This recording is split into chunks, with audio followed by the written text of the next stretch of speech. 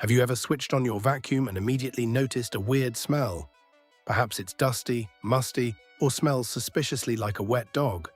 What most people don't realize is that the smell usually isn't coming from the vacuum itself. It's often coming from a miniature ecosystem that has been quietly building inside the machine for weeks, months, or even years. And once you understand what's happening, you'll know exactly why some vacuums smell terrible while others don't. And how to stop it. Welcome to Invisible Mingle, where we bridge the gap between our daily lives and microbes. It's a story about what your vacuum has been collecting and what happens when it stays there. Most people assume a smelly vacuum is simply getting old. That sounds reasonable because machines wear out, their parts age, and smells happen. But then why do some old vacuums smell perfectly fine while others seem to fill the room with odor the moment they're switched on?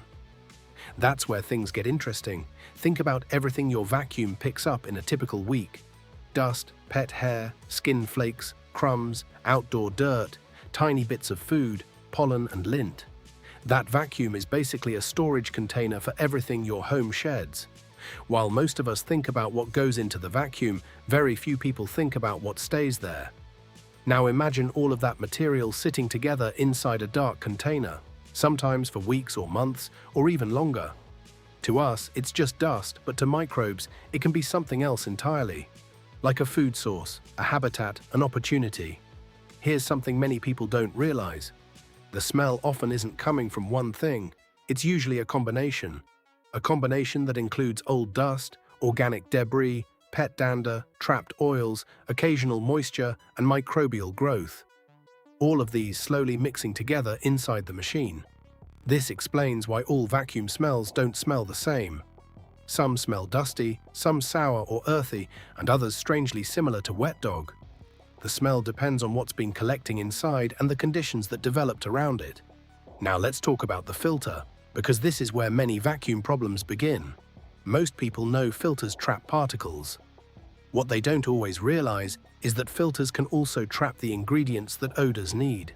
Over time, the filter becomes a checkpoint for everything moving through the machine. Dust settles, organic material accumulates, air continues passing through, and eventually every time you vacuum, you're forcing air through a layer of old trapped debris. The odor was already there. The airflow simply delivers it into the room. That's why some vacuums smell strongest right after they're switched on. The machine isn't creating the smell, it's distributing it. Now to the main question, when was the last time you checked the brush roll? Because wrapped around that spinning brush is often a surprisingly unpleasant collection of hair, fibers, dust, and debris. Most people never see it until they finally remove the brush cover and suddenly discover what's been hiding underneath all along. The same thing can happen inside hoses.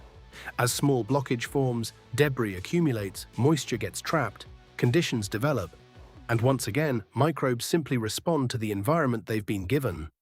The bigger lesson here is that microbes aren't targeting your vacuum or invading it. They're responding to conditions.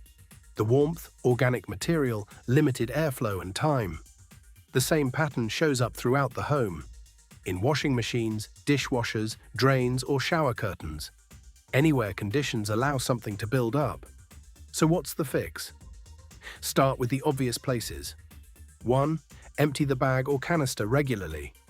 2. Clean or replace filters according to the manufacturer's recommendations. 3. Remove hair and debris from the brush roll.